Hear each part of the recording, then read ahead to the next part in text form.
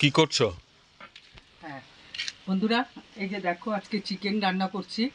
কেননা আজকে একটা খুব ভালো দিন, সেটা হচ্ছে আমার বড় ছেলের আজকে জন্মদিন। কিন্তু বড় ছেলে বাড়িতে থাকে না, বড় ছেলে থাকে হচ্ছে গুজরাটে।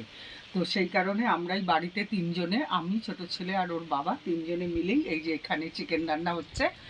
আর ও ওখানটার বিরিয়ানি খেয়ে নিয়েছে, আজকে ছুটি ছুটি নিয়েছে, তার মধ্যে নিয়ে আজকে ও ওখানেই খাওয়া দাওয়া করছে।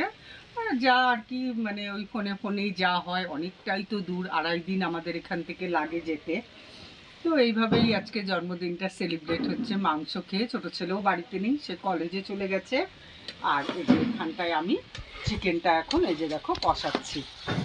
আর সেরুরটা হয়ে গেছে, সেরুর সেদ্ধ, ওরটা প্রেসারে করে নিয়েছি।